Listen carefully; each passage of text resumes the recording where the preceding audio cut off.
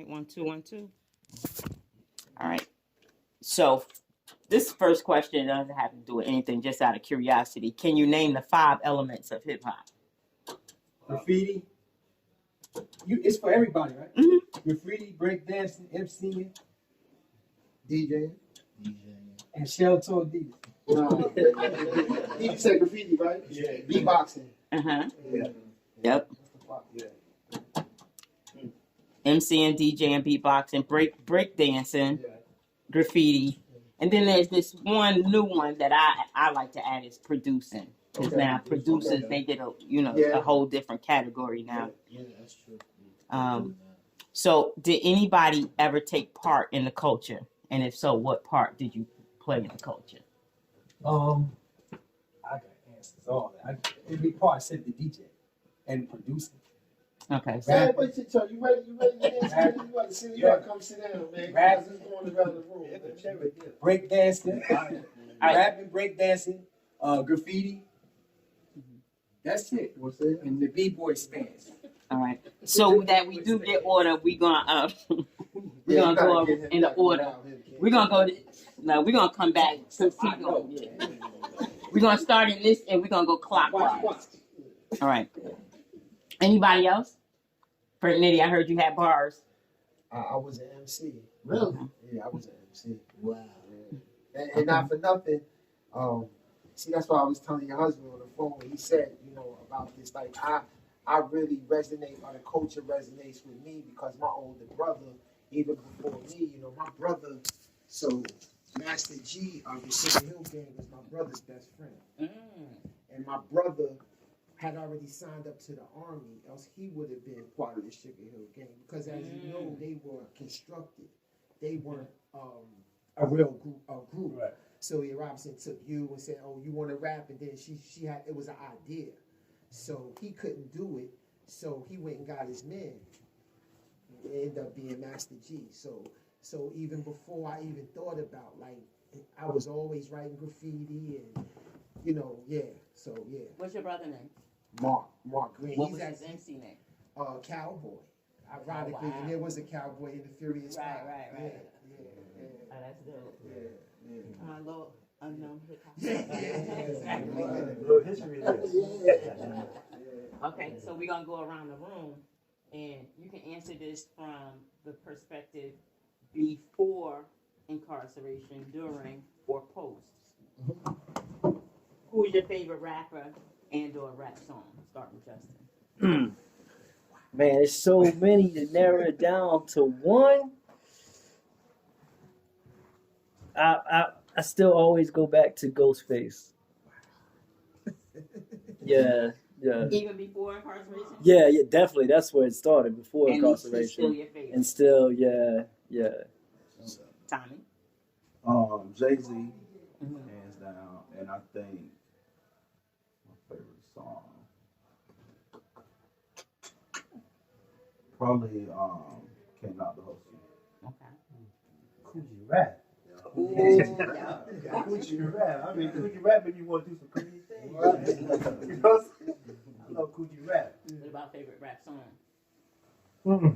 Well, I'm like just on that. It's a whole lot. It's hard to name that one. Okay. For real, I'm gonna pass that. Because so many. It's It is. Pass the mic.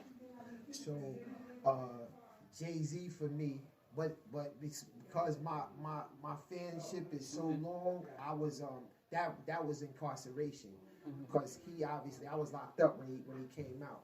So prior to that, KRS-One was my all-time favorite, and then I heard Jay-Z when I was incarcerated. He became my favorite, and when you talk about songs, just like everybody else said, I can't, but I'll name a Jay-Z song since I said he's my favorite, and I would say the song called "The Evils" that he had on his first album is probably one of my favorite rap songs.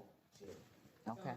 And I just need talk as loud as you can so we can make sure it picks up. All right, Apple.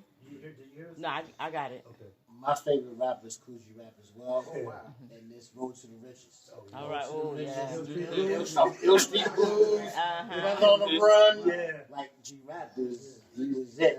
Yeah, I love G Rap, So man. like, storytelling. Right. Yeah. It's supposed to be there in the street. Mm-hmm. So I Back to misunderstood the Tommy. question. I thought you was asking who's our favorite rapper and what was our favorite song by them. Oh, no. So my favorite rapper is Jay-Z, but my favorite rap song is So Many Tears by Tupac. Yes. That's a good one. That's a good one too. Okay.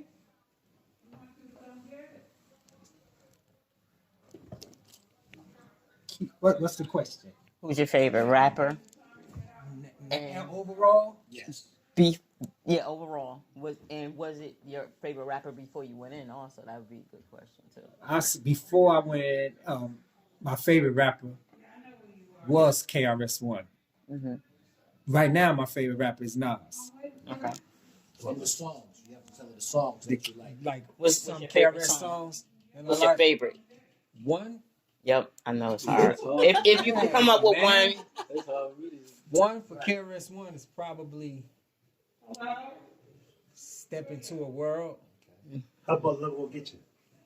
It's hard. It's hard. So you ask me tomorrow, it'd be different. But Yeah. you want my favorite Nas song too? yeah, you can get it. Oh man. I just heard one a few minutes ago. That's my favorite song he sent me. I would say.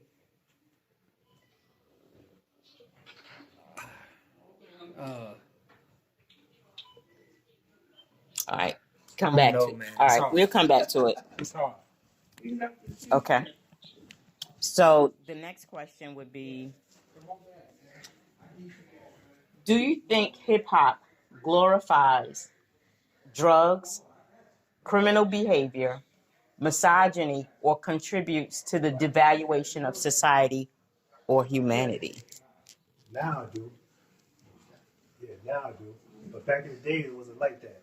But I didn't understand that back in the days like I understand now back in the days. By listening to what I listen to now, like all the old songs that we used to listen to when we was coming up, has sense, has meaning. But nowadays, the song they got coming out now don't got no meaning. Unless they Nas or different people that's into our culture now, or is trying to build our culture as you know, as we are as people. But now I think it represents that. I got a long answer. Alright. You ready? I'm ready for it. And then we're gonna come back to the younger ones. So I mean, like he said, I can understand where he's coming from, but I just always feel like the art form itself is made to reflect what's already going on. It's not like nobody in hip hop really led me to do anything. Right. In fact, if I was on the street, they was doing what they was talking about what I was doing. You understand? And that's the confusion. A lot of times parents, they feel a little helpless when their kids start getting into things and they don't really, so it's an easy place to point a finger. You know what I mean? But, and don't get me wrong, nowadays, because of the internet and its exposure and how big it is, it can reach a lot more minds. You know what I mean? But than it was before. Think about it. I'm talking about personally going back. It was an underground art form. You had to find it. Like it wasn't readily like everywhere. Like that was the thing about hip hop. You had to stay up till 5 o'clock in the morning to take the what's the name? Mr. Magic. Yeah. Work in. That's true. It wasn't a clear takedown like that. So, but I really feel like it's a scapegoat though for a lot of things. I feel like it became a hustle. Like people saw how much money they could make from it, and they started to manipulate it. And a lot of times, what's pushed is the thing that will have the youth, thinking and talking and doing crazy. But we become lazy because that's not everybody's still making all kind of music. Remember when we was young, there was the dude talking about he was a ladies' man, and it was a dude talking about he was a tough guy, and it was a Coogee Rap talking about doing jobs, and you know what I'm saying, and it was a Slick Rick, and it's still a balance. variety. Mm-hmm. It's still a variety, but it's what's sought out, and you got to look at it. It's what's pumped in the media, That guy is still, you got a Christian rapper. Why he ain't the top rapper? He might be the best rapper, but his content ain't the most popular. Well, but you got to ask yourself why and what's getting pumped. So I feel like it's the same actually. I just feel like it's what we seek out, it's what the radio plays, and it's what they think they can make the money off. Us killing each other. I agree with that. Yeah, so you know, that's my answer. Anybody else have it? Yeah, I'm gonna, to some extent, piggyback on what Frank said. I don't feel like it ever glorified a particular lifestyle. As we say, back in the day, it was a means of expressing what, like he said, it was a means of expressing what we were currently involved in, and it was a means of getting out of that situation. That's what we would get paid for. Through storytelling, through rhyming, through MCing, through rapping, through breakdancing. However it was, those elements that we mentioned in the beginning, it never glorified any illegal activity. But in order for the world to know where we come from and how we express ourselves, it was just a testimony of, this is who I am, this is what I'm going through, this is what I do to get out of this situation. And even now,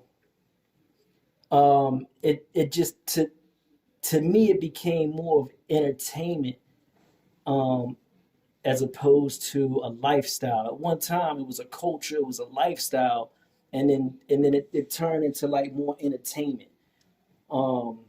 And that's kind of, I still don't see where it glorifies anything or promotes anything negative. Is there a lot of negative activity and exploitation throughout the lyrics? Yeah, because that's what we face every day coming from where we come from. But as far as it purposefully glorifying, saying this is what you should do, I don't agree with it, with that being the case. If that makes sense. Anybody else? Tommy, that's it. I think because we are really good at talking about bad things with an upbeat energy, it's described as glorification. I give you an example. Mike Tyson can go around the world talking about all the bad things in his life, but he talks about it in a way where somebody could easily put that tag on him. Man, he glorifying all the foolishness he did. He just talking candidly about it. He ain't hanging his head. He ain't crying no tears. His voice ain't cracking. He's just like, look, man, I did a lot of stupid stuff, and I'm going to tell you some of them. And people laugh at him. Like, man, I'm serious. But because it's not to music and it's not packaged and sold on CDs like that, ain't no videos depicting it, it's not even considered glorification. But if you did do all of that to a lot of the stuff he say, it would probably be a great selling hip hop song. You put a cadence to it, and somebody might say, this guy glorifying blowing all the money, messing with women, going to jail, punching somebody in the face. I think that because we can talk about our ills in the way that we do and do depicted in videos, people label it as you glorifying this dope and misogynistic and murder and all that. That's not it. We just have a way I'll take hip hop out of the equation. Anytime we telling the story of our plight, we tell it with an upbeat energy because we survived it. Nice. And people label it as, yo, you glorifying that, man. You're like, man, hey, man, I'm glad he killed you. Glorifying jail. We just keep going. We just all talking about going how much time we done in this room, man. Ain't nobody was hanging their head down like, yeah, man, I did 30, man. And I did 12 and a half. Nah, but somebody was listening, be like, damn, they act like that wasn't nothing. Or they act like they happy. Yeah. So I think that's a part of that. Real quick before you go there, but I just think that, me and myself personally, I just think that the rapping that's going on nowadays is taken away from the culture that we had back in the days. That's how I feel. You know what I mean? Because like we won't talk about popping mollies. You know what I'm saying? We won't talk about doing all the stuff they talk about doing now. I'm not saying that it's a glorification going on, but I feel like they're just taking away from the culture. You know what I'm saying? That's how I feel. I mean, I could be wrong. Yeah. Tommy? I would say glorifies. I would say it's more of an influence on some of the things that you name. But I feel like it's no more big of an influence than anything else is. Kids see stuff on TV, they implement that. Especially when they see people from their hood and they on their block doing some of these things, that's what they follow. Let's be real. We don't know these rappers in all actuality. So what real influence do they have on our lives? What's more influence on our lives is our parents, our friends, our environment, things like that. Right. I think music is getting a bad rap right now because they always want to say that's what we're doing, glorifying this, glorifying that, or whatever. But it's like y'all said, hip hop and music was for expression, it's telling stories, it's the culture, so on and so forth. And unfortunately, the culture behind hip hop is really negative. A lot of those guys come from the hood. A lot of those guys are Guatemalans, unfortunately, and they sharing it with the world. And sadly, some of our youth are gravitating towards that, or some of our youth will see some of that and kind of like want to do it, or so on and so forth. But again, you can turn the TV, and I hate to use this for an example because I'm not homophobic, but you can turn the TV and see something gay every day. You know what I'm saying? Does that make the person, is that actually making the child gay just because he sees it on TV? But they may think that it's okay. Right. Right. That's They what may I'm think it's okay. That's what I'm just saying. But I wouldn't say TV is glorifying homosexuality right now, but it is kind of promoting it a little bit. Yeah. And hip hop does promote some of those negative things, unfortunately. But I don't think we're putting it on a pedestal and saying, hey, you need to go do this, you need to go do that, you need to do this. People are saying, hey, this is what I did, but I made it here. I think the message is getting missed to the youth. The name of the game is not to do the first part. The name of the game is to get to the second part. When the guy's out of the game, when the guy's a millionaire, when the guy's a businessman. That's why I like Jay-Z so much, because he's one of the pioneers that taught people how to do that. The Jay-Z era, the Puff Daddy era, Biggie. Those guys were the ones that were showing people like, hey, we came from this. Well, look at us now. We on speedboats. What do you say, pop a Chris on the speedboat? That's the goal, to pop that Chris on the speedboat, not to sell the dope to get there. Yeah, and like when you talk about an influence, to piggyback off of what you said, I never heard a song that somebody made the song before somebody did the act. The cops shot the kid, and you still can hear him scream, Slick Rick. That happened before he said it. It didn't. The cop didn't shoot the kid after he made the record. You know what I'm saying? Yeah. Like so that's hip hop was a reflection of what was already going on, and so but to also add on to what you said, it's like they pump. So you got to ask yourself, this happened. I was away, I was incarcerated, as most of us was, probably on 9/11, right? But or maybe not. But anyway, I was, and when I saw them planes hit the towers and take the towers down, and then I saw, after a certain time, I never saw it again, the image on TV, it let me know that there's somebody controlling it. Somebody said, we don't want America to look weak, so we never going to show that image on TV again. You might can find it on YouTube or something. You might can find still pictures of it, but never again will you watch what you saw live that day. And what I'm saying is, if somebody's in control and has that much thought, then how come you could say something and your whole joint will be taken down? Like you could say something and your whole joint. How Eric Khan can't get on Instagram, like period. They won't get, or he can't get on Instagram, period. But these songs talking about I killed him, I'm sliding, I'm doing all this, all that stuff is so prevalent. You could get that live. Man, listen. Live. So that made me think like, yo, somebody playing chess out here, like really, you know what I mean? Yeah. Not to deviate from the subject, but I honestly believe that TV is more of an influence than music is on our youth right now. The kids look at TV way more than they look at. They listen to music. I challenge that. I would have this conversation. Kids don't watch TV. Really? They on YouTube. Oh, well, yeah. I mean, yeah. But like a TV, I heard a dude say, yo, I tried to buy my daughter a TV, and she was like, why would you do that? Like they don't. And I thought, and that made me think about my kids. They never watch TV unless they watch it with me. They don't. Tablets. You're right. Tablets. They don't listen to the radio. They scream. That's right. Tablets. That's who's raising the kids. Yeah. But for me, the hip hop and rap is totally different from when I grew up. You had people like Will Smith and Jazzy Jeff. That's his DJ. So that's their group. So it's like one couldn't do nothing without the other, and their message was different. Summertime, having fun, you know, versus now you got guys like Future, or he talking about his pills, or he talking about his lean, or he talking about his drugs. So I do feel like that they glorify it to a certain extent, but it's up to the individual to on how they interpret it and perceive it and move forward with it. The Atlanta rappers, that's all they talking about is trap. So what do you know, your average person who gets caught up into those words, they going to want to feel like they want to trap. They want to feel like they want to. Everybody that know from Atlanta is they consider themselves a drug dealer and they trapping. When they come out with rapping, But that's let's what they're unpack doing. that. Let's unpack that. Adam. Let's unpack that. Like, so, where are you when, like, what are you doing when you hear Future and he said he took a whole bunch of pills and drank a whole bunch of lean? I guess my pushback is that I never, like, none of the rappers can never make me do nothing. It's on the individual. That's No, the no, no, no. individual. Okay, That's what everything. I don't know nobody neither though. Is what I'm saying. Right. Like you But it's a lot of weak-minded 'Cause it's- individuals that get You caught stay up. around us on a certain level. Yeah. Man, I'm gonna tell you something, man. And I felt how you feel, and still do. But I was doing time with a dude, man, who murdered his woman, and he told me why. And I said, man, that's an excuse. He said, listening to Biggie.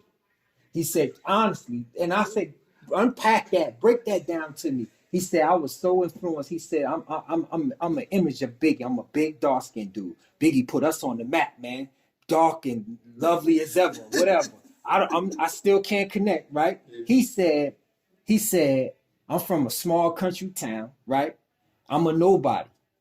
When I felt like Biggie put a guy like me on the map, descriptively and making money, and was telling me in his music how to deal with women and dudes in the street, I mimicked that, man. And he was on the street when Biggie came out. I was locked up. So he knew songs. If I ain't hear it on the radio, One More Chance and all that, It Was All a Dream, I don't know nothing else about Biggie. So he was quoting lyrics to me that You had never heard. I'm like, who is that? He said, I'm telling you, that's Biggie, man. When you get out, you'll get you some Biggie. He said, I was so under the influence and I started getting high. He said, I never did none of that.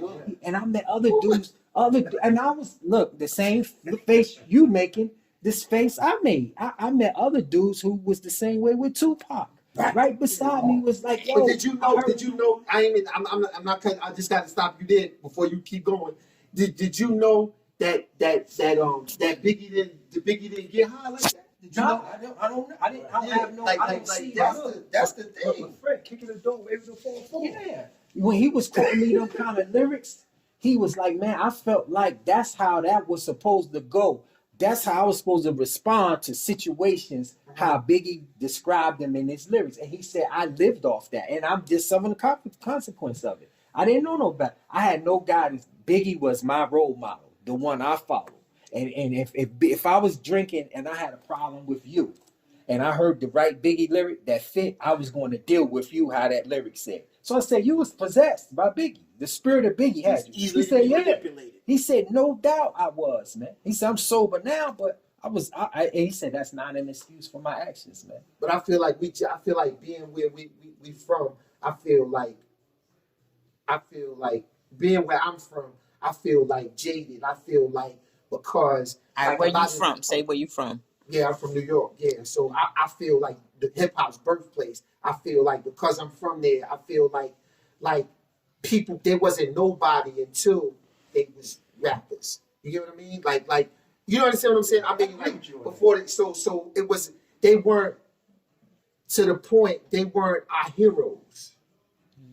Like they made choices. Some of us played ball, some of us did this, some they got on with rap. So they weren't like leading us. Like, you know, that music, and I understand that's a unique position because, you know, you can name, especially at a certain time in history, you can name every rapper, and I'd be like, yeah, I know one more, no, like just like you know what I'm saying, know this person and that person, like, because everybody was kind of being born in the culture, so it's like, oh yeah, I remember son was before he made that song. Yeah, I used to, you know what I mean? Used to play ball together over here, blah blah blah. So that never made me look up at a rapper. Like even the heights that Jay-Z reached, Right. and him being my favorite rapper, I don't not that part. Like, Right. you know what I'm saying? Like, yeah, could he influence my business? That's your mindset. No, absolutely. That's more individual. And that's because It's what you grasp his out sense of of everything. self keeps him from, I guess, being Being drawn that that way. Right. I met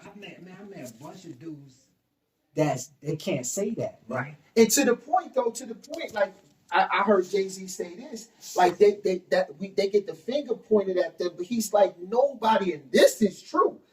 Nobody influences more than the movies. He said, like, yo, who? I'm 51. Scarface? When the movie Scarface came out, Right. like everybody wanted to be a kid. Scarface? He could go get the Porsche and say bulletproof and all. That's what everybody want to do. That's what everybody want to do. Everybody want to sell cocaine. So you talk about influencing the like, and it went beyond. It went beyond race. Like everybody. So to add on to what you're saying, rap, movies does have an influence on people depending on the individual and what you get out of it. Exactly. That's what I was saying. Everything has an influence on you, regardless of how you look at it. It's how you respond to it, how you react to it, what you get out of it. So let's back this up. Who sponsors movies and rappers? Because rappers don't pay themselves, and movies don't get made themselves. That part. That part.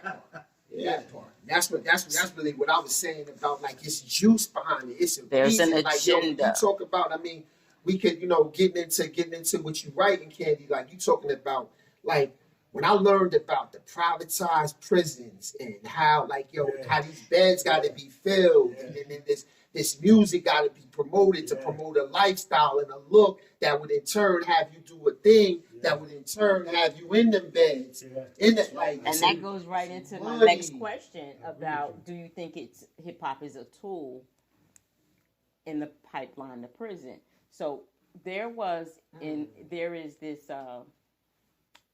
it's going to be held as a conspiracy, but there was this alleged meeting that was held, and an individual attended this meeting, and they said that they couldn't. You read that, and there were all music industry individuals there, and what was talking about how we need to fill up these prisons, and they were using the entertainers to do it, and certain individuals have stock in prisons and so forth.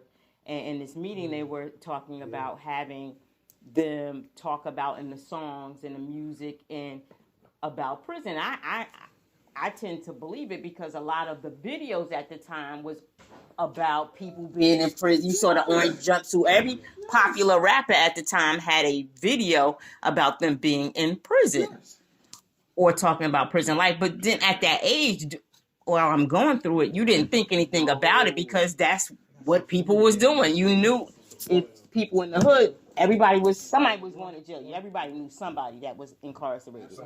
So you didn't think anything about it. As there's a conspiracy. You're in it. But when you heard that there was a meeting to conspire that this happened, and then there were certain laws that were being made about particular drugs that particular people were selling, then it made you say, maybe there was something to it. Maybe it's some truth to it or not. So I think we kind of already answered this question and unpacked it about if hip hop was being used as a tool for the pipeline to prison. Yeah. And just the Answer to that. no, Yeah, no, right. 100%. Yeah. The only thing I would like, and you alluded to this, like I would like to separate hip hop from rap. Mm-hmm. Like, we gotta do that because hip hop is what you talked about, the elements. Hip hop was like, so hip hop itself is a culture born out of what you said, poverty. Just us like having a voice. It gave us a voice. So this guy could put words together, describing his day, describing his lifestyle, describing he could do this, or this guy could draw like a mural better than any artist on the face of the earth. Freestyle. Like boom, like, you know what I'm saying, with paint, like no, you know what I'm saying? ain't grabbed the joint or nothing. He just With went. a boombox playing some music. Yeah. You know what I mean? And he's dancing. They're dancing, doing- right? yeah, Dancing, man. break dancing right there. So that's like me being the age I am and being birthed in that, like that's what hip hop is to me, and that can't be confused with some of the things we talking about. Like I know it does, it gets all mushed together, but like Well, because I had a couple of books. I'm just reading just based on, I wasn't there maybe in the late 70s in terms of the culture, but there was this book was saying that a lot of the graffiti artists would be representing certain gangs like Black Spades and so forth, and that's what they would use to tag. They would use the graffiti artists to tag up there. it's our Yes, area, right. yeah. So there was some already criminal activity type or behavior going on that was affiliated with the culture. That's where I guess the sponsors would be for the for funding. You had your dealers. I mean, you need somebody to pay for the studio time. Yeah, let's be honest. Like, yo, who you know that was considered like real that came out of a city? I don't care, all around the country, not just New York, New Jersey. I'm talking about Houston, and then there was always a backer. You know what I'm saying? Dude that was getting money, and then all of a sudden they ended up in the studio, and now they got a record, and he funded the thing. And on the higher level, that's why it's so many layers to that, criminal and having a backer. Like we all know, J. Edgar Hoover was a backer of a lot of funding for a lot of things that the police that we call supposed to be upholding the law was backed by somebody like that, like organized crime. Hip hop was an organized culture by us, for us, and all about us. And somebody labeled it in a way, like they always do, if they don't have their hands in deep enough. And they convince people to ward off and stay away from it. And they do that with everything. And they even have us questioning ourselves about what we doing. Yeah. Against each other about it. Yeah, it ain't no good. It got my son out here wilding. Yeah. No, you got your son out there wilding, man. It ain't Jay-Z and Nas and them, it's you. All right, so we're gonna switch just a little bit. Do you think hip hop promotes a sexual, deviant, or promiscuous lifestyle? Definitely. It does now. I do. How so? Ooh, boy, it panders to the lower self in those respects. It makes it look real interesting to be considered a rapper or a hip hop artist and have all the lascivious perks that come with the job. You get the money, you get all the girls, they half naked. It's now more than ever because it's not censored no more. So and I'm not one because of my time to knock down now. I've evolved from that. But now you can show anything pretty much. Soft porn. The videos can be soft porn. So that plays to our lower selves all the time. And I don't know no other music genre that shows such racy videos. Do y'all? All right. Any other music get away with that or even does that besides hip hop? But you said envision episode. Who else does that? No, at all. But now, like you said, it's like it's two different things. You got hip hop and you got rap. Hip hop wasn't doing that. Yeah. Rap. They're rapping now. Because hip hop was, even the females were wearing loose, baggy clothes. Right. Yeah, look at Queen Latifah. Right. Look at Queen Latifah. Look at Yeah. Right. Moni in the middle. Moni in the middle. Yeah. Look at all those. They weren't wearing stuff like they're wearing now. Yeah. So it's two different things. But I want to be fair. Don't we live in a misogynistic Man, you took the word. What? Yeah. Like, don't we live in a world It's like already it's not hip hop. sensationalized. Like, Right. Yeah. That's what I'm saying. Exactly. It's a hustle, man. Yeah. Look at it as a hustle. It might Yeah, not it's the be- it might not byproduct of be it. as prevalent because hip hop is no longer a subculture. It is the pop culture. But before, like, I don't care. You had a white man. He might not have had the big gold chains on, but Hugh Hefner is hip hop. Hugh Hefner wanted 90 girls around him with his bathrobe on. That's American culture. What it got to do with hip hop? Right. Exactly what I'm What a saying. man You want. grew up in school. Yeah. That's all. You always wanted to be the. This was our version of American culture. Mm-hmm. Success means you got all the girls. Yeah, exactly. That's what you want. Yeah. Right. And that's American. That's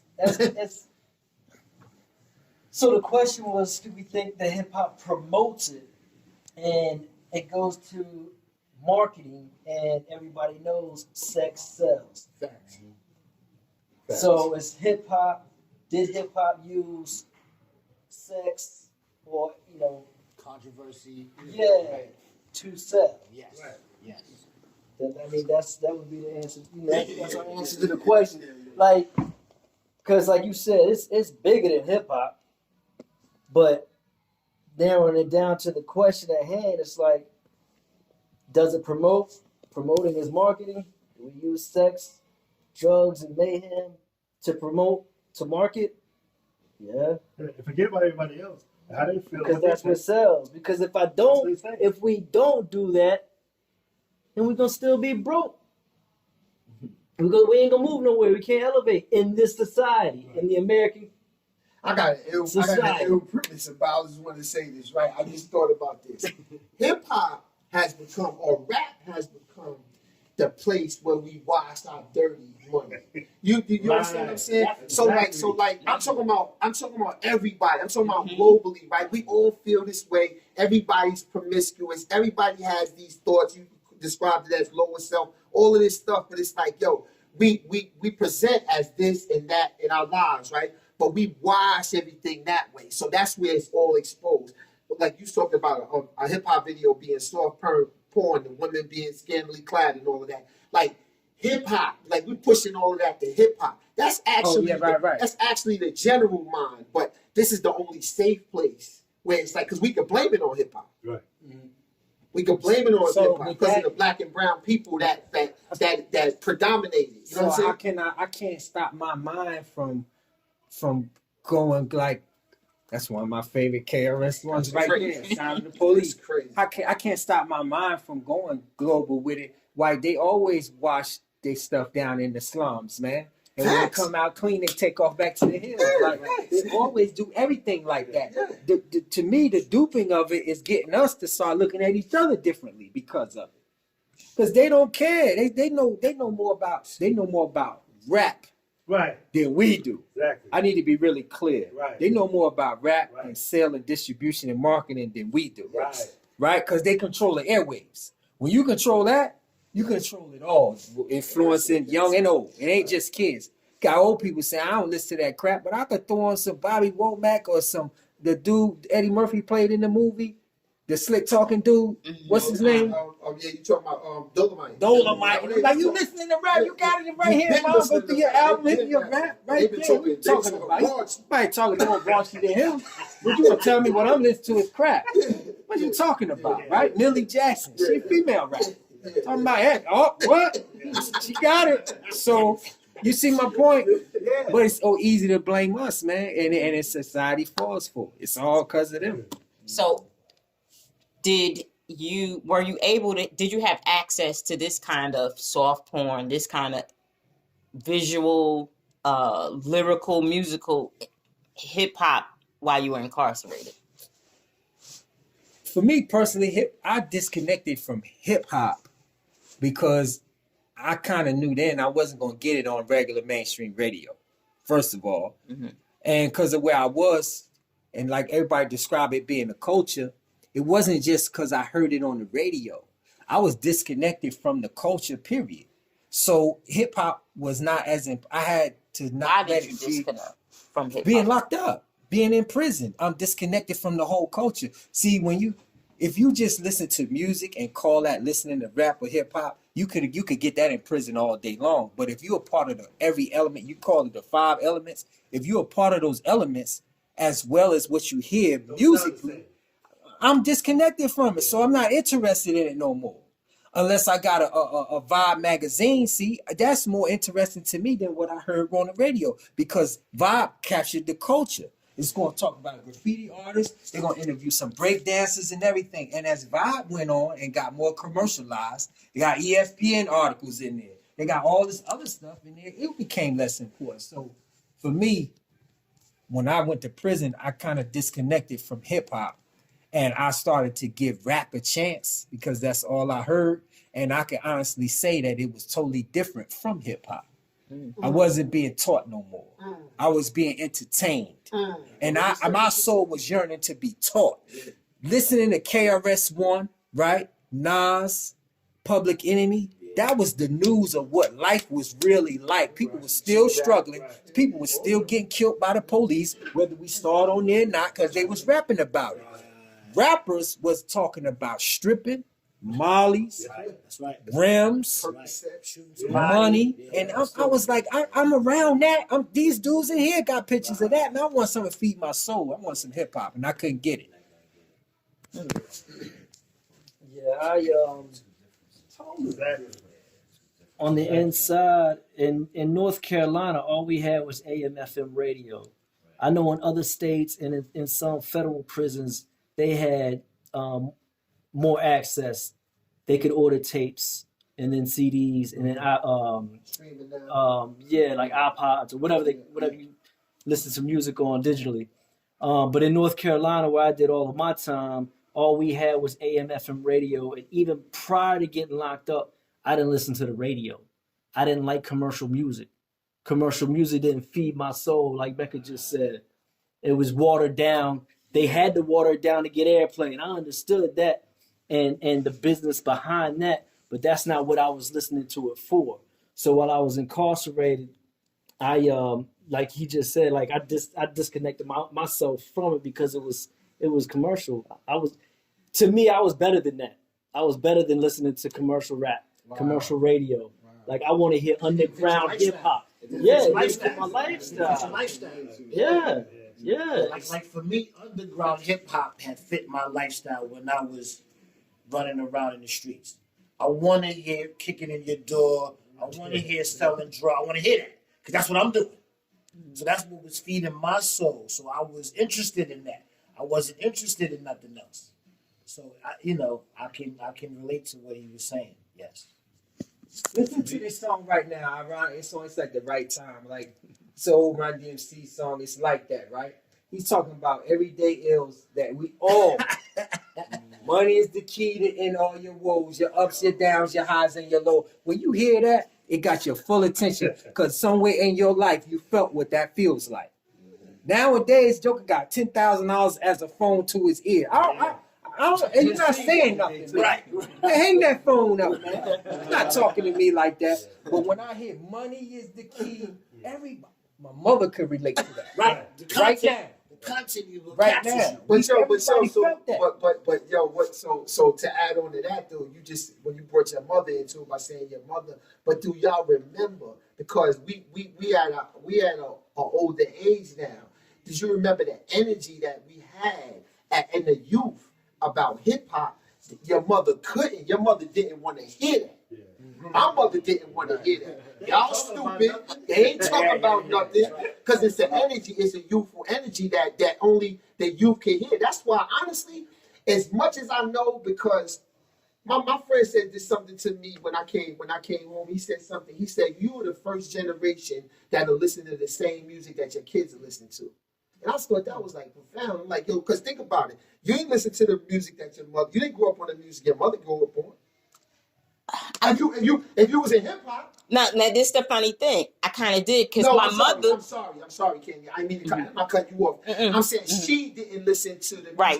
you grew up on. That's what I meant. No, right. So the child and the parent listen to the same music as a genre. I'm not saying Happening now, though. Right. That's what he told me. He said you the first. He said you the first generation that listen to the same music that your kids listen to. No other generation in the history of the world. It went from this to rock and roll to it grew, and we the first ones to listen to the same music. Now maybe not the same music, like I'm listening to Nas and he listening to Lil Uzi Vert or whatever. Right. But I'm saying the same genre. Yeah, they wasn't even listening to the same genre as us. I agree with that. So I just feel like we gotta think about that though. Like you can't forget, just like us, we can't. You get a prison call, you can't forget because we all been there. None of us ain't gonna forget. You get what I'm saying? The same way we can't forget when you was young and somebody was telling you, yo, that's stupid. And you're like, you don't know what I'm going through.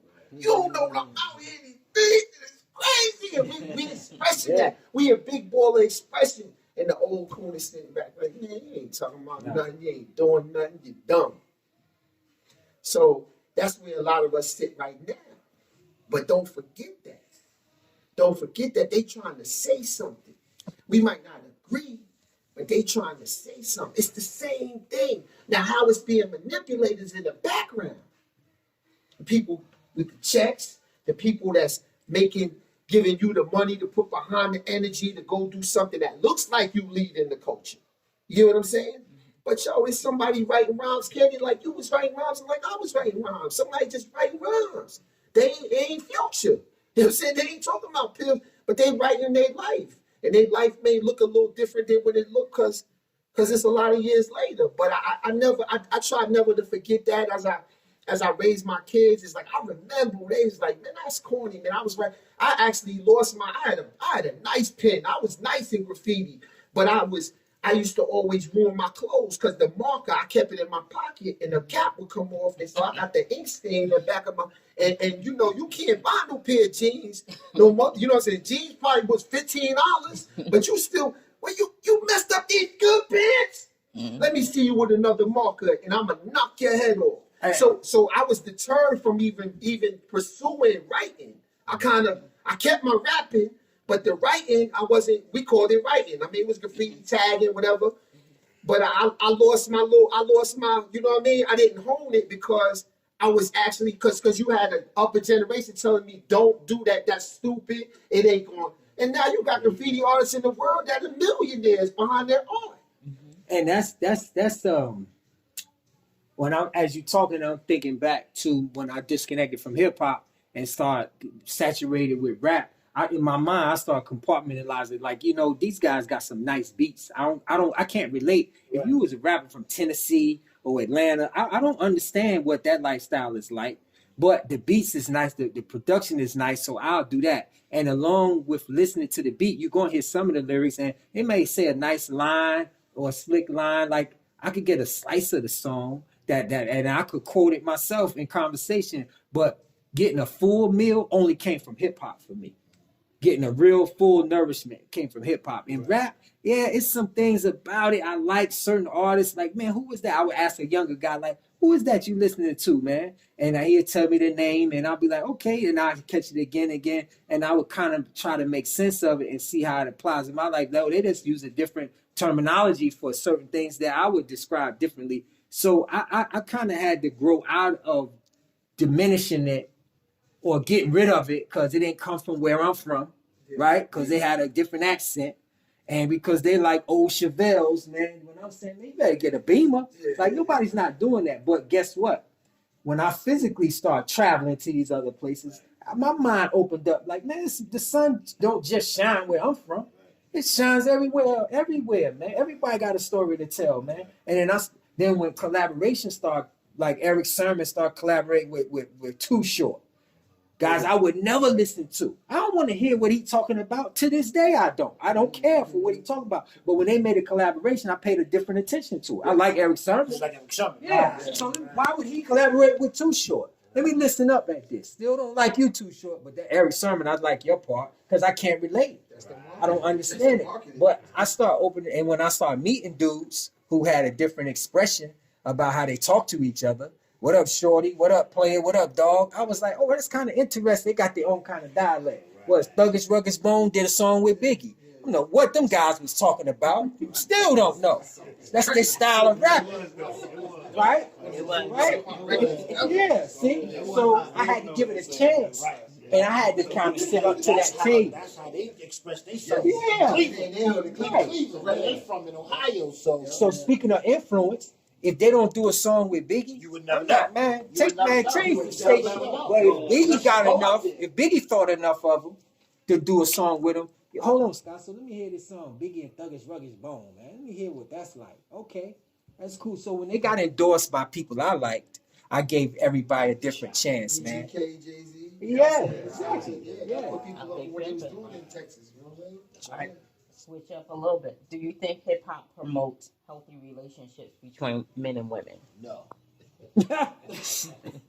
What was the question? Do you think hip hop promotes a healthy relationships between men and women? It depends on what song. I don't think it never did. I don't think it never did. If you think about it, when, what song? Oh, Hey man, y'all heard Snoop Shazam butthole Right. tricks? Right. But that beat was, was I dope, need right? love. I feel good about And Kanye. you can say it all day, right? And try to corral it, but you can't corral it because it's a culture. So you have to say what somebody's going through at the time. Man, you can find songs that you can say, "I Yeah. love my girl," and Yeah. "Only my girl," and all y'all other girls can get the heck out. And then you got songs that be like, "I don't like none of them girls." Yeah. Ain't none of them nothing. You can find same whatever. album. On the same album.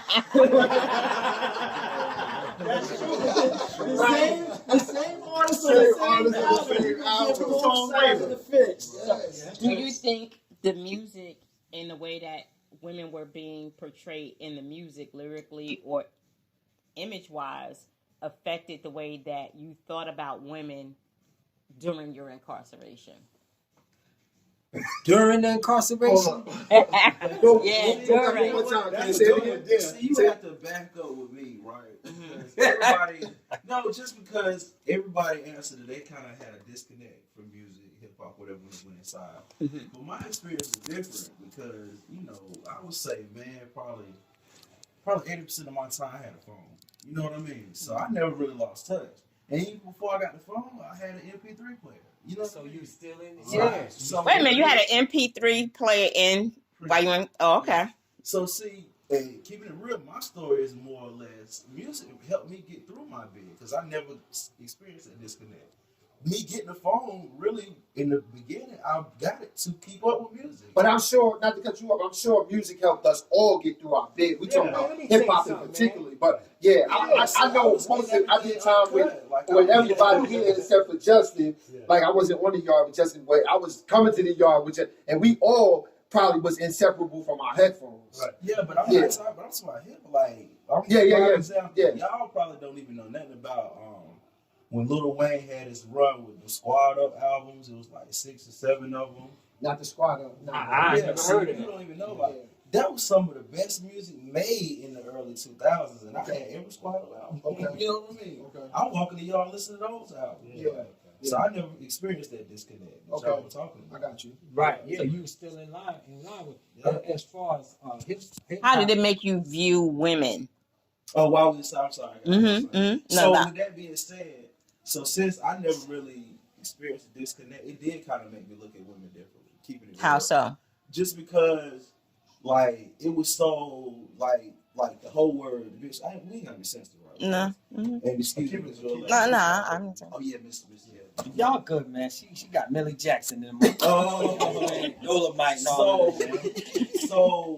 so how like it was so sensationalized to be a hoe or to be loose, and how women just was like, I seen the whole transformation really, because like when I left the streets, it was you call a black, especially call a black woman bitch, she gonna get cursed out, spit in your face. That's right. Then this new culture came in and so sensationalized being a hoe, being a down ass bitch or whatever.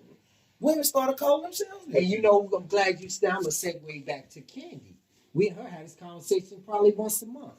I say she all these questions she would ask me in a drive to the store, and I say I'm biased because I was gone, I guess, but sometimes I hit the nail on the head anyway.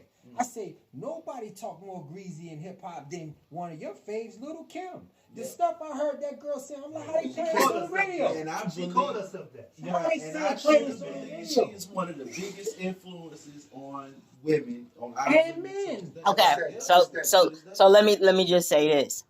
Before, for one, that was Biggie Penn. For one. Okay. Prior to that, there was on the cusp of that, because that's when I was trying to come out, and during that era, it was you had to be on par with dudes. Yeah. So As a you female. as a female, I in the crew I ran with, if I wore lipstick, it was like, take that off, because they didn't want you to be too sexualized. Then there was Adina Howard. So it wasn't really rap. It was when Adina Howard came out with that, because on the right then and there, Rage was on the cusp of becoming the it girl in Rage. hip hop, Rage, Okay. Lady of Rage. And then Adina Howard came out, and then everything switched. changed Rage, the the tide. Brat, everything. Then it came Little Kim, Foxy Brown, and it was bikinis, it was sex, it was over with after that. It was like, wait a minute, what you doing? What you doing? You killing us right now. It became porn rap.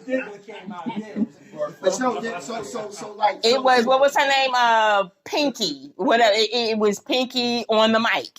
It changed the whole tide of hip hop for females at that point. So when you can take a time and you can say, I lived in this time, and then it took a dramatic shift. Dramatic. You gotta ask yourself again, how do they take shifts? Like how does somebody like let's blame it on Adina Howard and say like Candy said, like this record came out before you know everybody was a freak like me, right?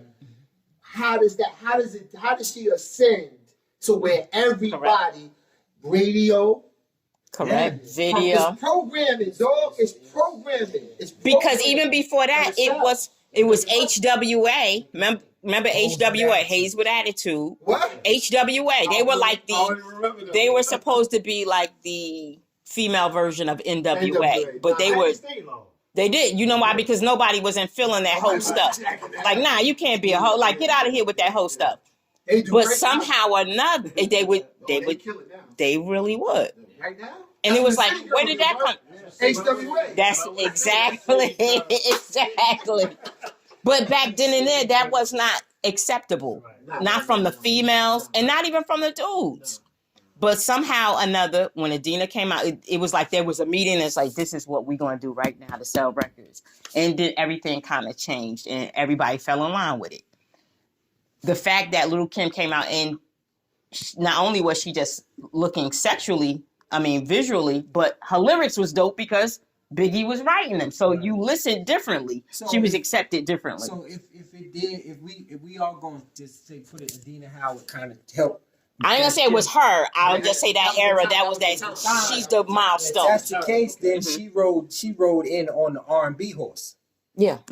and then the hip hop kind of jumped on the horse with her because that's R&B, right? Correct. R&B music was talking that way already, right? Right.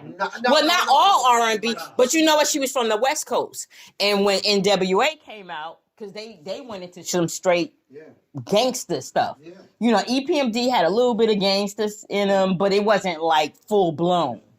So you said what R&B West wasn't Coast. as racy as R&B music wasn't as racy as There was an Adina Howard? underground R&B like you're saying with Millie Jackson. It was underground, but it wasn't mainstream. So she was the only one. Adina Howard was the only one. Like I kinda think she talking was the like that? milestone that I remember. Yeah. When I think R&B, I think of love songs. Yeah. I think R&B. Well, what was R. Kelly talking about? That's R&B, right? But he wasn't. Sex and love and 12 plays and all that. So like she said, like Candy said, it was a shift at a time. So we said Adina Howard, but it was really like a time period because you look at, so you take R. Kelly, right? Let's bring him in there. Why not, right? So R. Kelly, I remember hearing R. Kelly for the first time and thinking he was Aaron Hall, right? Facts. Right, everybody, right? Yes. Right? Until you saw The look and video everything, helped you a little find bit, out, oh, yeah. That's not to say that's not Mhm. Aaron Hall. But what I'm saying is, listen to what Aaron Hall was singing versus Mhm. what R. Kelly's singing. Like it was a shift because he comes after him. So I mean, and there was a little, like you said, a little racy, but there wasn't like full fledged the P word and the this word. Right. Like that stuff didn't exist. Right. So what I'm hearing is this: R. Kelly had the bump and grind, right? I don't see nothing wrong with the bump and grind. Yeah, and from what listening to you, Adina Howard was a little bit more blunt. Yes. Right. So Kept going harder and harder. when it came to the sexualization of anything, I think it always got its footing through a woman. Oh yeah, that's how you want it through the door. That's Yeah. what I'm saying. So You know, it's like if we could get it past them. Oh, Men yeah. already geared up to go that way.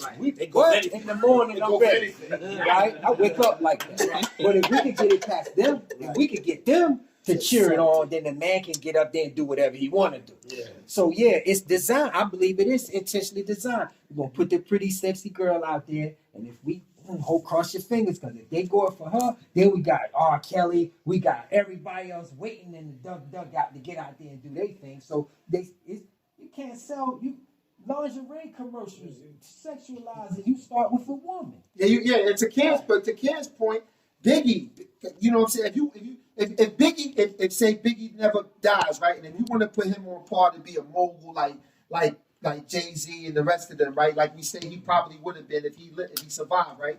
Then you have to say that he was forward thinking before, so he knew that.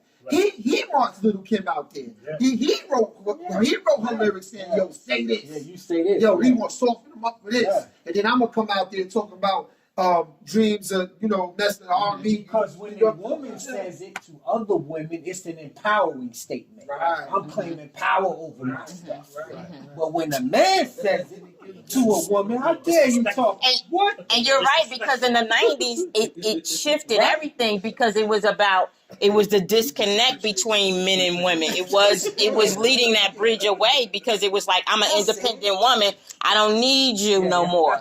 And then when we got to that point when we didn't need y'all anymore and we could do it all our own, it was like it started. What it is, man. But right.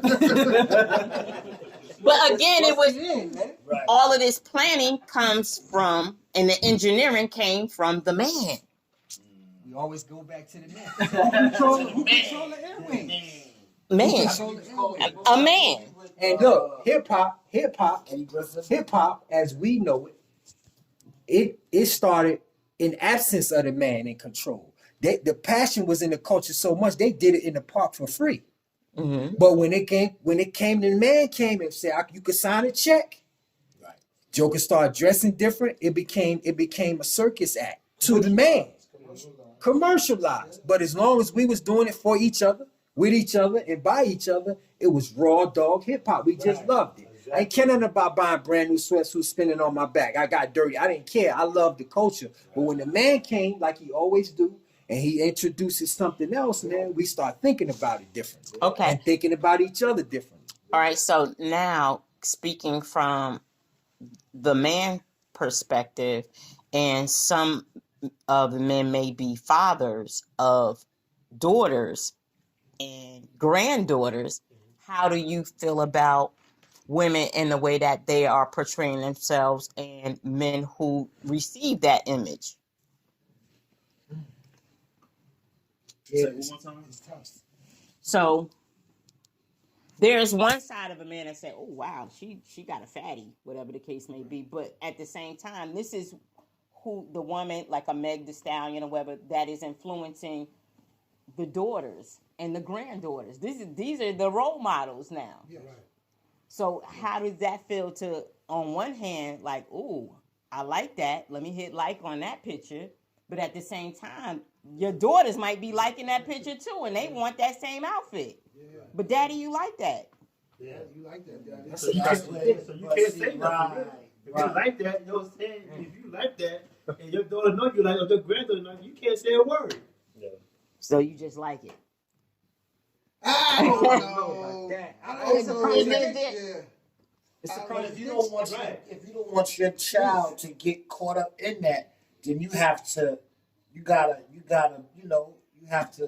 change their mindset. See, I was once told, I'm sorry to cut you off, by a man that men do what they do for the women. We do it for y'all. Like, we dress the way we dress because we know it's going to attract y'all. And on the same flip side, women do the same thing. Oh, men like that, that's what they going for. The strippers, I'm gonna dress like a stripper because that's what they want. I want to be wifed up. I want that dude, but he likes that, so I'm gonna follow that. Right. Yeah. So we going back and forth. How do we change this? And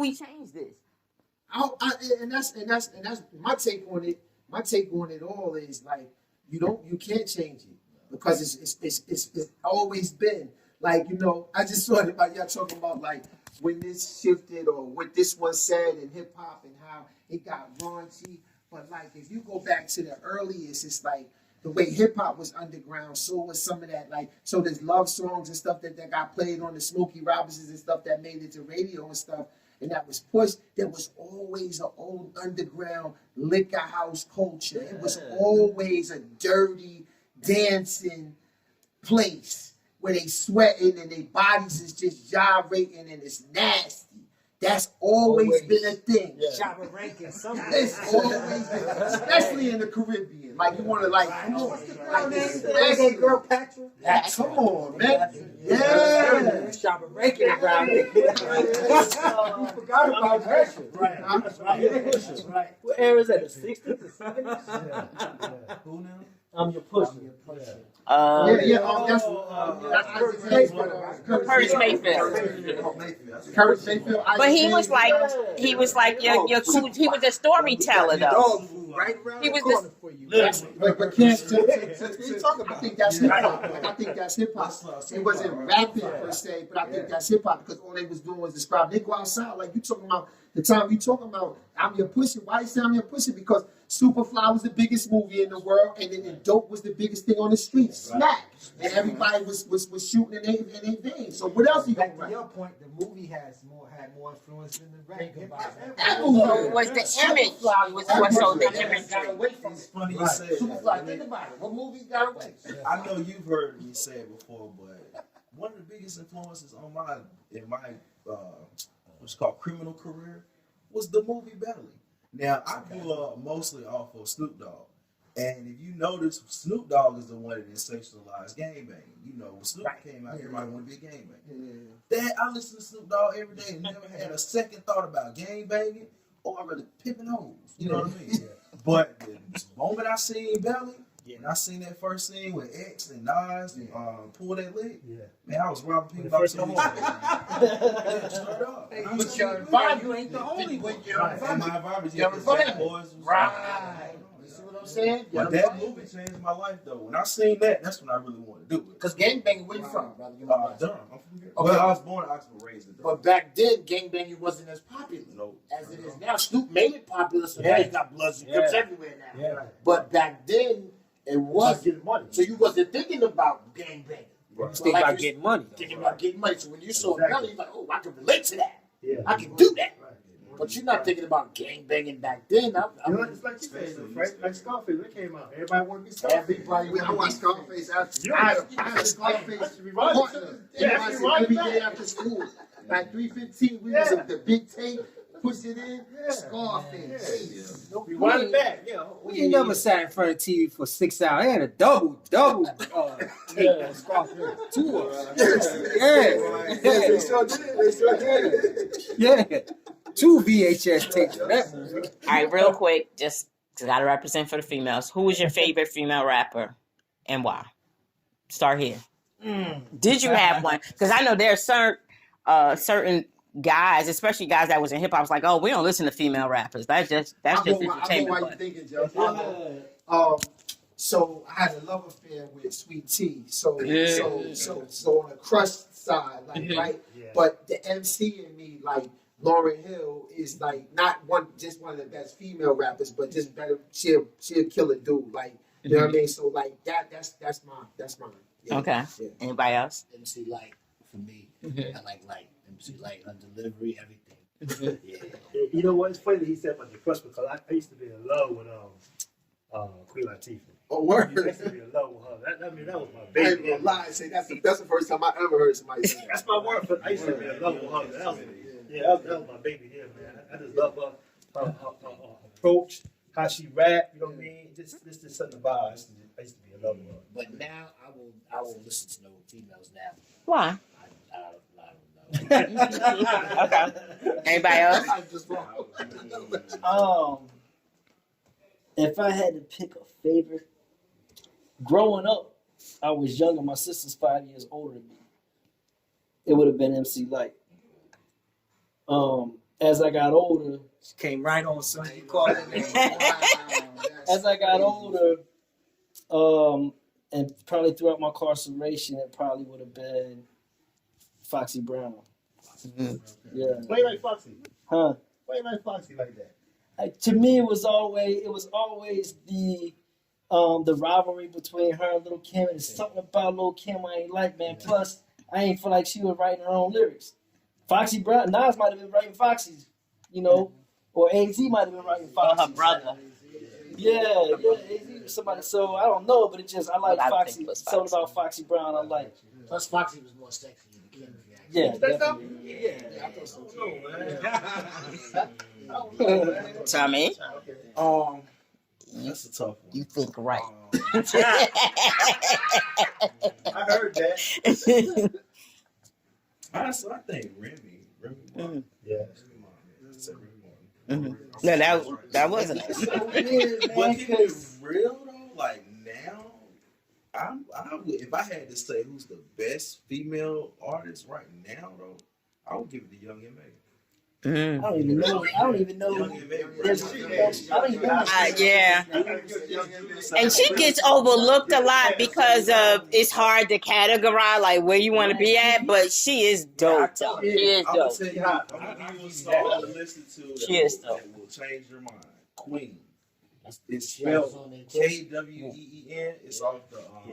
I'm listening. Way home. Yeah, that song like that. She can really rap. It's all she freestyle off the Welcome to New York beat. Her first one, when she first came out, Yeah. hands down, man. She can really It's- rap. Hey, dude, what about it's- Nicki Minaj though? I wanted to say that, but I Nicki didn't want to Minaj start can no really- controversy. Nicki Minaj is a superstar in my opinion. Like I try to take out all my biases out of And something entertainment. and just look at things like that. And she claims her pen is her pen, and she's been backed by people saying that yo, they don't know nobody that ever wrote for her. I mean, you know what I'm saying? So I that don't know. part, They said her boyfriend Safari, but I don't know. yeah, contributed. You know what I'm saying?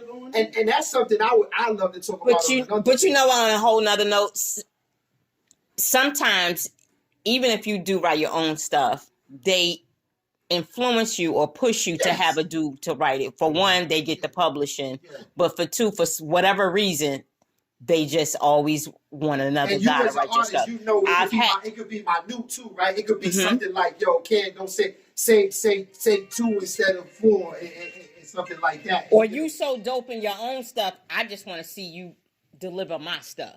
And they'll just have somebody else write your stuff. That I do know. Go ahead. You could. Tommy almost he brought me back with Young and May, man. I ain't heard nobody better. I haven't. I gotta give in present time, like old school time. I'm still thinking. Is it the content of what she's saying? It's for me personally. Yeah, I don't like somebody because they popular. Mm-hmm. It's her delivery. It's her lyrics. It's her style. It's her flow. It's she got the whole package to me. So stop, please stop, cause I'm a rapper, like I'm a rapper really, like I want to battle right now. I'm a rapper, so because I'm an MC, not a rapper, but so I say that I got you. So you said I got it, cause I got the ear. She's nice. Here's my problem with Young M.A. Young M.A. is a woman that's gay, and she talks slicker and dirtier and nastier than a man could ever talk. I done asked women, I said, could Jay-Z say what Young M.A. say? Cause they got the same preference. Yeah, She like women and she like women and he like women, but he can't say what Young M.A. can say. No. And if you're a fan, you know what I'm talking about. Now, man can never get away with what she Nah. That's not true. Yes, he do. Yes, they do. Can It's no way. controversial when she says it because it's like, But it's not. Did she say that? That's my point. It's a little controversial, but because she's a woman, like the women, the pop talk. But I'm telling you, if a man say that all day and all night, no, he's not. They're not checking that. Nah. I said They're the not same gonna thing. say. They're not We gonna say that. can't say the same thing. You got listeners, guys. So I'm sorry. she is nice. You know who she is, though, right? No. Nah. Oh, you don't even know who she is? I don't know who she is. Young M.A. What's the biggest record? What's the biggest record though? Like that he would So that phenomenal, that one that said, ooh. Yeah. I'm not listening to that Yeah, song yeah. because of that. Oh, Turn off. Yeah, I'm not listening to that. I'm not riding nowhere listening to ooh. I'm not doing that. I'm not. Yo, does she use the same beat as Bobby Shmurda? Did she do that one for that beat? Oh, Queen? Yeah. No, but the Queen is off the Jay-Z beat. Welcome to New York. Okay. Ring. Okay. Killed it too. She did off She is dope, though. Quiet Storm. She can rap. She can rap. She did, yeah, she did one on Quiet Storm beat too. She killed that. She can rap. Oh man, yeah. Her and Remy Ma. I like Remy Ma too. Yeah, Remy Ma's nice. Remy Ma. I love Lauren because she's flexible. Yeah, Like she's yeah, she can put knowledge and Right, consciousness and she can Yeah. build in her rhymes. Right. But if I just want to listen to something reckless and just Right. Oh you yeah, know, yeah. Younger May and Remy Ma, them What's her yeah. name is talented. I mean, just like you removing all biases. Meg Thee Stallion is more talented. I thought I saw a performance, and because I never paid any attention, just because I thought it was so sexualized. Right. Everybody was always talking about it, so I ain't paid no attention. And then I just actually listened one time. I was like, oh, okay, I listened to a rap. I'm like, okay. She write her own song. I don't know. I heard But she can does. rap, She though. alright, Like, yeah, I was but like, she ain't I wouldn't put her up against a Younger May or Babs or But you gotta look at both. They're two different type of artists though. But I love Kim. Kim and Foxy is just at the top. Not even because she just talked real slick. I like the way she rhyme real slick. I What like you think of Kenny? What you think about Cardi B? I mean, she don't write. But I like Cardi B. I like Cardi She B. don't write? She don't write. No. But I like her. I don't think at all. Yeah. Who you think write her stuff? She got to write. I mean, she not hide. She didn't hide the fact that somebody write her stuff. But I feel like it's something to be said as an artist. You know that you still got to deliver it because we don't resonate with music we don't believe. Somebody rapping something, it just don't.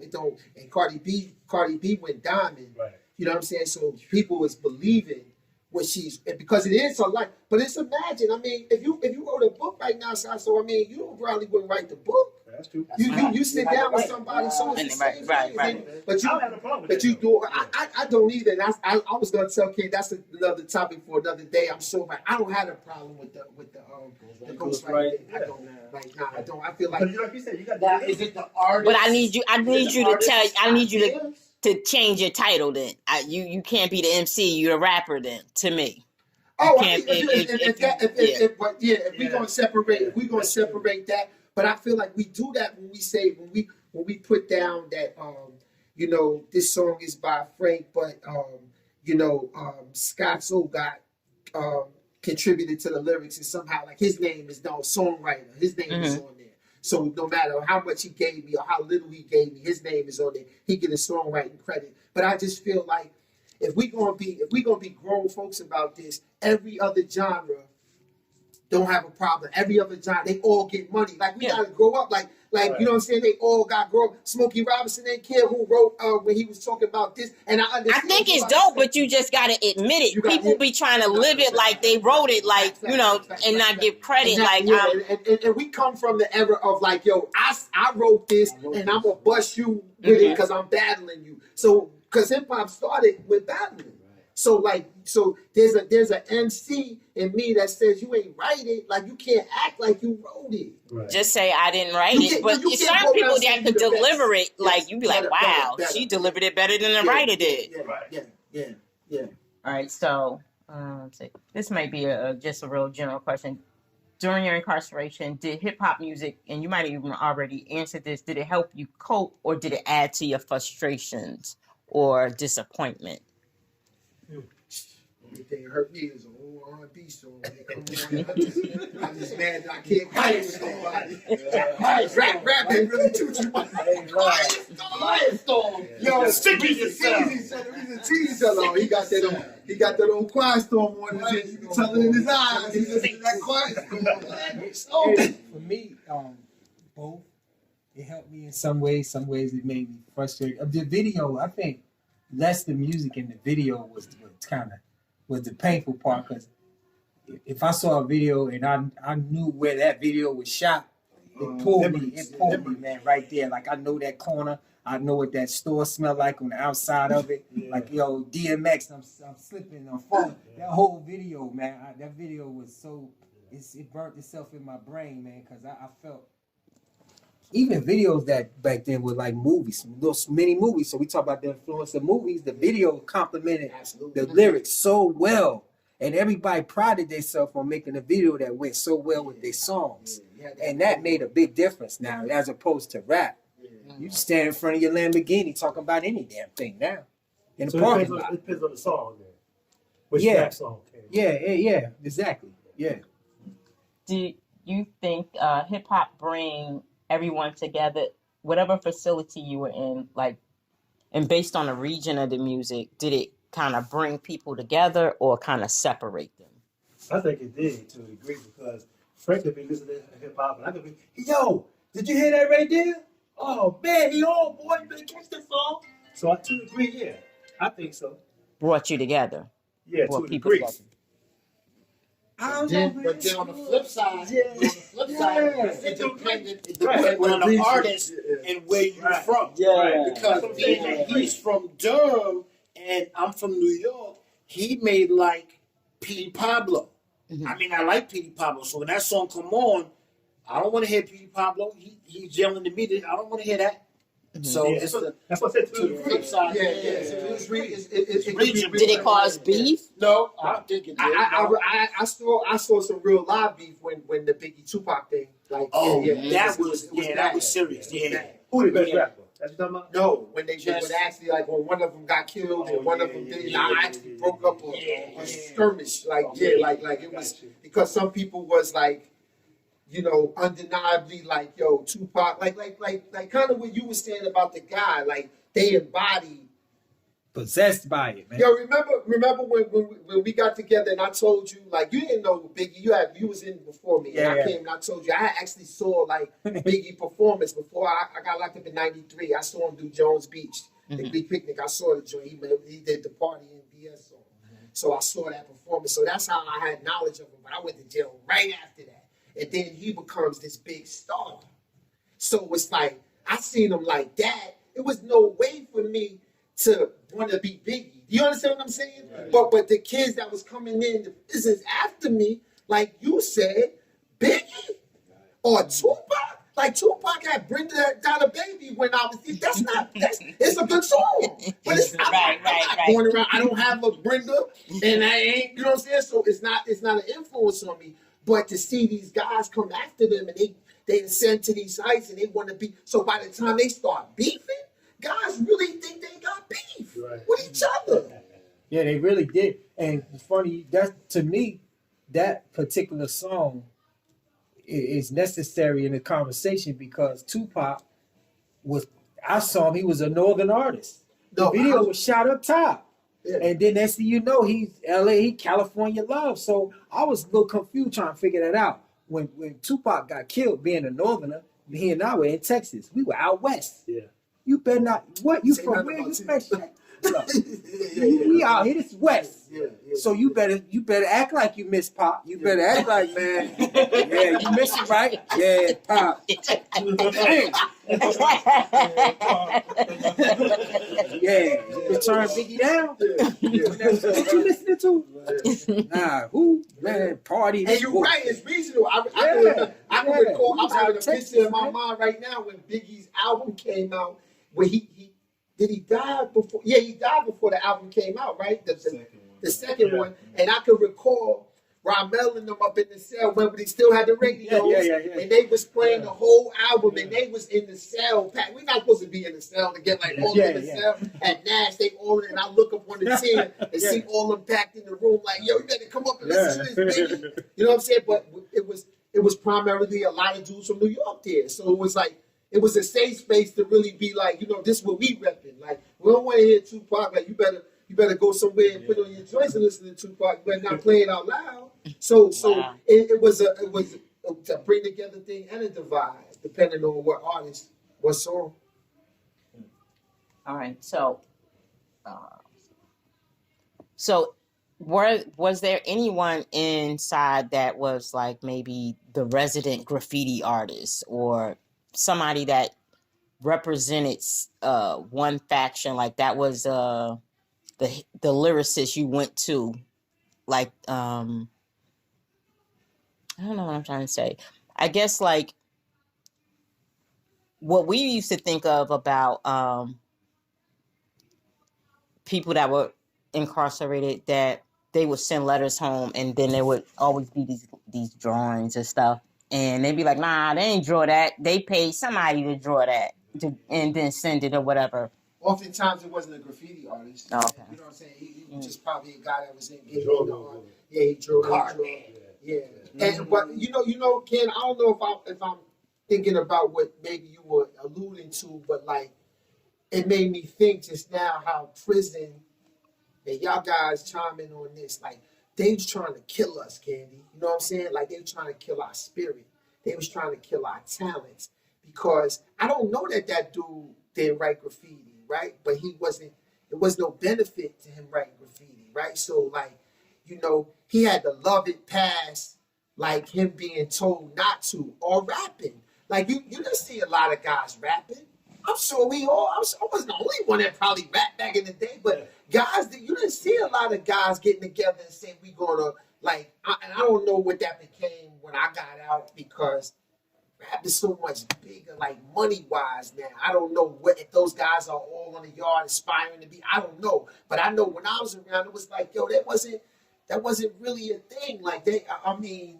You know, I'm pretty sure somebody probably was locked up with P.D. Pablo and dudes was spit. I know dudes spit on the yard, but I'm just saying it wasn't as big as you would think it. Oh, no. Yeah, that's what I was thinking. Nah, not at all.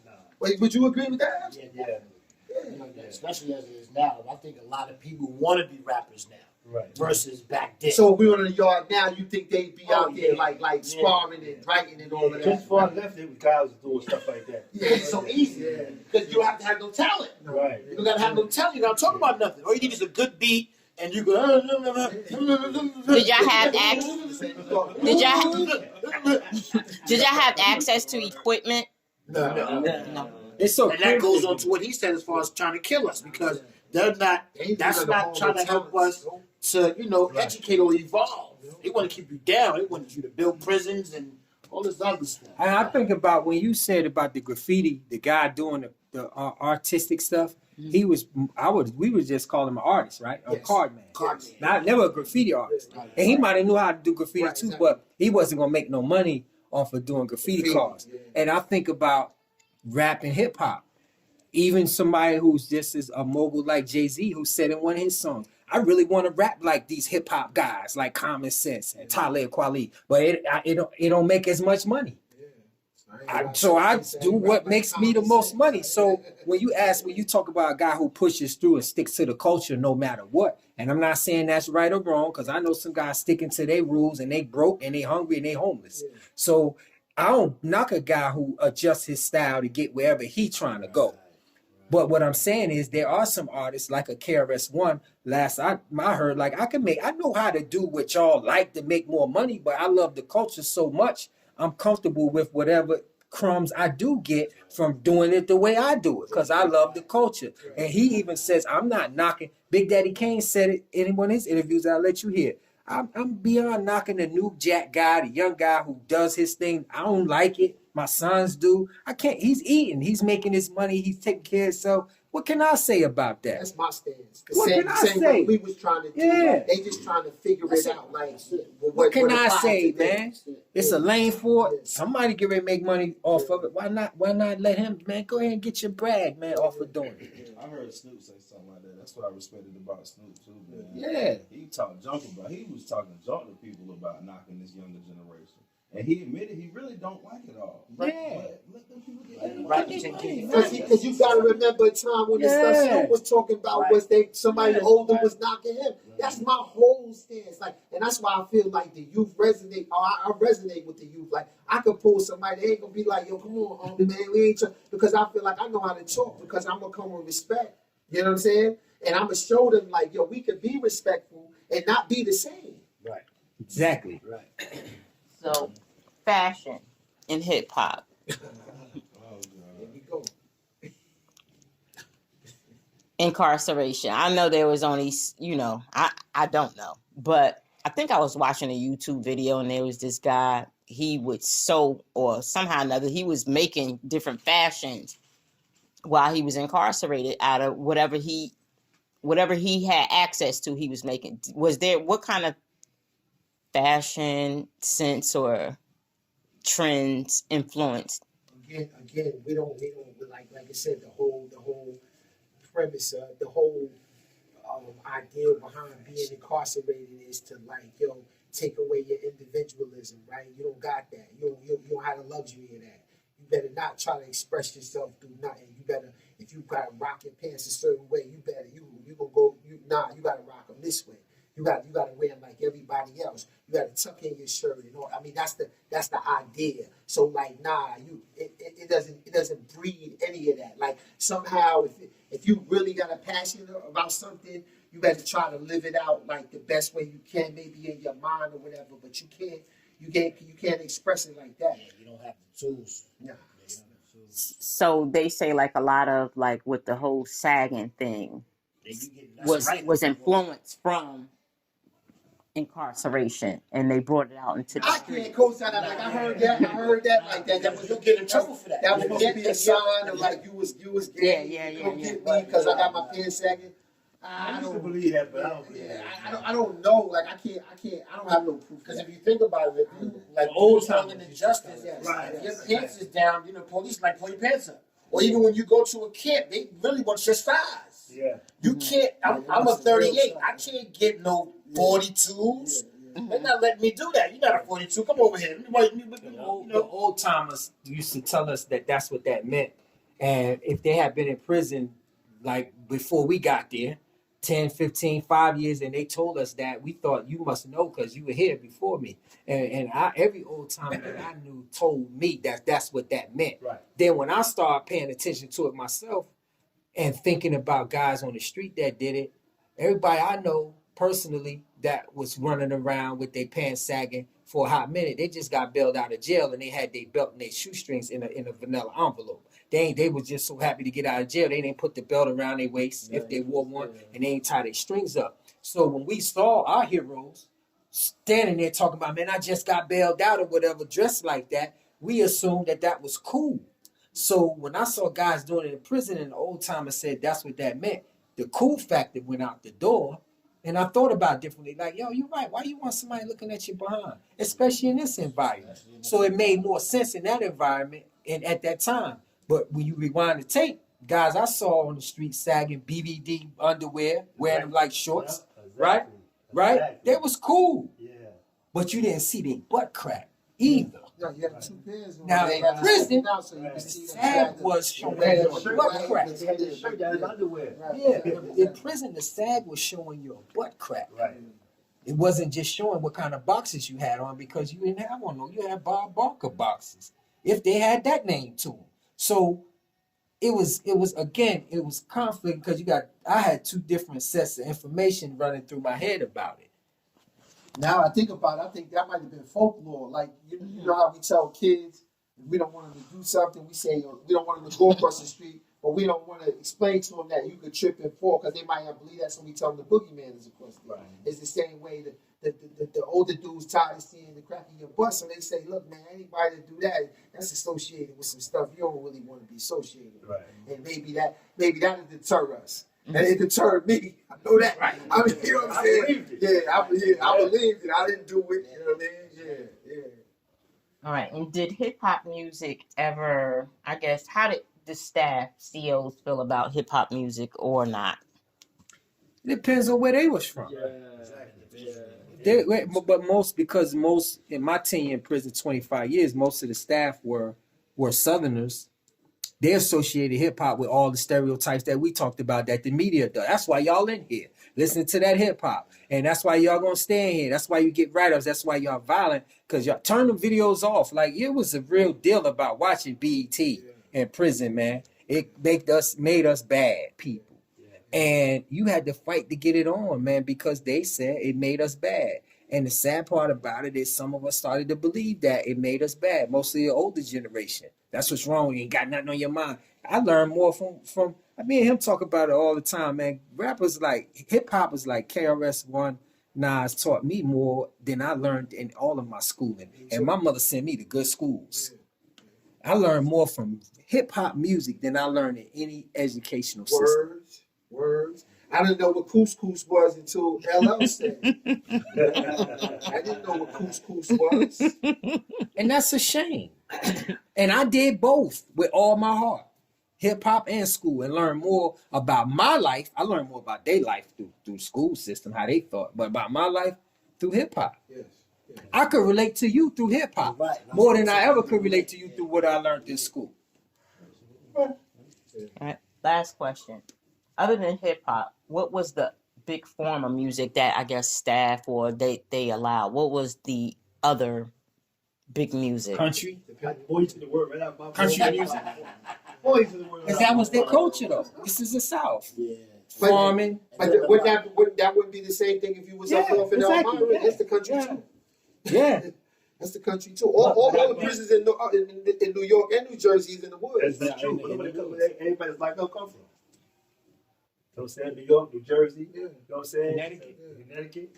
So That's country music and gospel music was something that you was gonna always get your plate full of. They're gonna put that on there, and that's outside of prison. If you lived in the area, you could choose what you want to hear, of course, in your car and your sound system.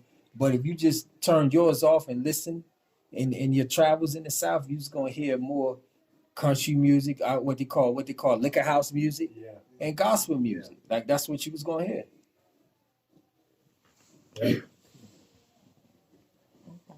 What you finna say, baby? Well, I wanted to rewind just a little bit to something that we really didn't discuss. We pointed out like the influence of hip hop or rap on an individual and the pipeline to incarceration. It's understood as relative to the individual, to anybody, and their psychological state of mind. However, when I got incarcerated, when I was doing my time, a lot of guys, younger guys, older guys coming in, their minds were influenced more so by the intoxicants that they were involved in, which allowed them to be influenced by outside sources, whether it was a movie, a video game, or hip hop. They were high, they were drunk, they were tooted up. And anybody, we could all, if we all sit here, we talking about this on a sober level from a sober perspective. Right. If you give all of us a shot right now and a blunt, a lace blunt of that, and some powder, this whole conversation would turn different. We'd be up here battling. I'm gonna battle right now, but MC to this day. Man, me and him will hold that light down in front of us. We'll be influenced. Our minds, yeah, so a lot of people, and we understand, man, the majority of incarcerated individuals come from a poverty-struck environment. They're a product of the environment, and a product of that environment is high, drunk, and mind gone. When you add that to outside influences, be it hip-hop or anything else, that's... Well, what came first, the cart or the horse? And I asked you this question to add on to what you're saying. I'll get you to expound on what you're saying because like, so the generation of rap that I came up on was never cool to be high. There was all songs about, you know, Don't do it. don't do it, crack is whack, this is that, dirty, got you stealing from your mom. No, for sure. My circle may have been, it is cool to get high. And now it is So in your life. No, my circle. Okay. In my circle. Because just like he said, in his circle, his era, his friends, it wasn't talking about. No, I'm talking about the music. But even the music, right? Mm-hmm. Music. May not have been promoting that. Not at all. It's still the circle though. It's still the individual. Because Melly Mel had White Line, Right. but then he also had Don't Do It. White Lines was a warning. But it was Listen to kind of, White Lines. He's telling you how it's gonna mess your life up. Yeah. yeah. He ain't not saying how it made him feel so good and made him rap better. Go back to what he said though about when they high. Right. They thinking about It's white something. line. Right. Oh, it's groovy. I'm feeling good. Let's do that. Let's do So you're in a different And listen to mindset. So you're hearing it differently. Yeah. Right. Exactly. Yeah. Just like I said, if we were all high right now, this conversation would be different. No, for sure. Everything we're saying, we would be hearing it differently because our mind is altered. And that's, I think I know that plays a big part in that pipeline to incarceration. Right. Yeah. Well, I'm trying to understand. But we just get high anyway, right? And then we listen to the music, and then that hypes the music, right? what's being said. Is that what you're saying? I'm saying like I'm already high, right? I didn't listen to the song and I got high, right? Nah, you already You have. already have. That's like So you now said, that's in my circle. That's what now we it's do. influenced you to do So whatever. now when I hear buck, buck, buck, it sounds different than. It sounds different now. Yeah. Right. When you hear Tupac going, "You'll never take me alive. I'm getting high with my 45." You like this now. Right. You can't wait to. Right. It's in my rear view. It's more. Please change the Tupac just said. I'm high, man. I'm high. Tupac just said they'll never take me alive. Come on. So And his lyrics were being used in court to used in court, and they're using more lyrics now in court against people. Like you telling on yourself. And They use. they're missing that other factor of the drugs and alcohol. Right.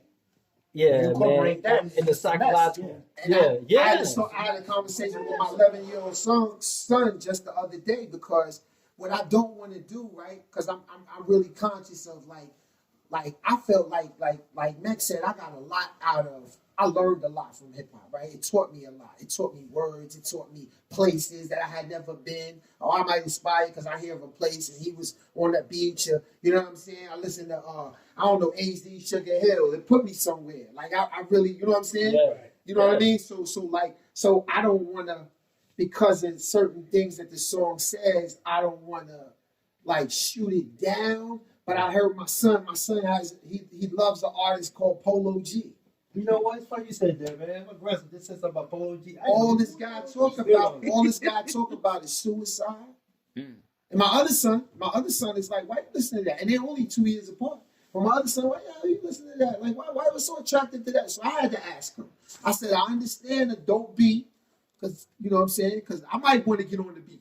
I'm still rapping, right? I might want to get on the beat. I understand the dope beat, and I understand even a melodic like flow that gets you. It's hypnotized. Like, can anybody say they really like R. Kelly? Or did you like the, you know what I'm saying? He's the pop piper. He told you. The music. Yeah, he hypnotizing you. Yeah. So I understand music doing the same thing, but I asked him. I said, you gotta ask yourself, because what you know. Then his mother chimed in. It's like, you feed your mind. You know what I'm saying? In your mind, you nourishing your mind. You're supposed to be. So you either gonna elevate you, something that you consuming all the time, or it's gonna, you know what I mean? So we gotta check in. And that was my way of telling them, I'm not gonna tell you to stop, not yet. I'm gonna tell you to be conscious so you can make that decision for yourself. That's what I told my 11-year-old son just yesterday. Because this guy is always talking. But so what I'm saying is, like, does this influence? Because now the biggest artist in the world is Drake, right? We can all agree to that, right? He said, I took a half, she took a whole one. Right. It's pills. Right. What we doing? Like, this is the biggest artist in the world. And you're gonna hear that song 10 times on the radio before I get to my house from here. Yeah. You know what I'm saying? Like, so what comes first though? Like, is everybody getting high and the music is a celebration of that, or is everybody listening to the music and say, yo, let's go get high? Both. I think, It go both ways. You know what I'm saying? Because for some people, you don't got to be high. Some people, you do got to be high. It enhances it. You know what I mean? It's I like you think, said about go ahead. The individual, Right. it goes back to the individuals, how he's kind of influenced. Right. And in listening to Not the Jump, like when we talk about the sexualization, I don't know how we skip it. Right. I didn't do that. I was on the street. Matter of fact, the same night I told you that I saw a Biggie I was on the street too. Oh my God. I was in Atlanta. Yes, yeah. And I couldn't believe what I saw. Oh my God. Yeah. Luke was in New York Nah, that same night I told you. Megan Thee Stallion got on, she got on 3/4 the cloth compared to what he was doing. That joker came out. That's a fact. All the way. Diggler, you couldn't even handle that whole way to that era. No, that's a fact. That's a fact. That joker That's a right fact. there. And to think about it, changed how it they came out against him though. Like they came out and really tried to, because I think that was the thing about our daughters, right? Everybody said, hey, wait a minute, our daughters. So everybody, they was trying to shut them down and censor all the music, trying to ban them from places and all of that. Yeah, man. Yeah. And can't look. I got locked up in 1993 September. So that was September. So Greek picnic falls around some of the summer months, June, July, something like that. So I saw Biggie then that same night. I never forget this because it was one of my last nights, right outside, right. The dude Unique from Mecca Audio Club 2000 brought Luke to Harlem. So Luke got them Florida girls in the center of New York going crazy. And everybody's like, did you see? Like, it was a shock to us. We didn't see we didn't, there was no strip clubs. Like, let's be, only strip clubs was white clubs. Like, the only people that had Go-go bars. Go-go bars is what they called them. But the strip culture, that was a big shock to me. I don't know if that plays into your discussion, but like that changed. Like when all of us came home, like from what it was to what it is. Oh my God, there was no strip. And then Joe just took me to Atlanta when I came home, and I'm like, what? This is a different world. So, I don't know if hip hop did that or not, but It did. It It did. Because that whole look at for female, they were video girls. Right. Now, and it was like you would never wipe Now up they rap. that. Now they are the wives. Yeah. Like Yeah. dudes are wiping them, and so now respectable girls like I gotta become more whorier to get a dude. Right. If I want a baller. Yeah, The ultimate warrior. I gotta get whorier. I'm not warrior enough. Wow. But I thank y'all. This is exactly what I needed. A little bit more. If I can get a couple of picks, that would be awesome.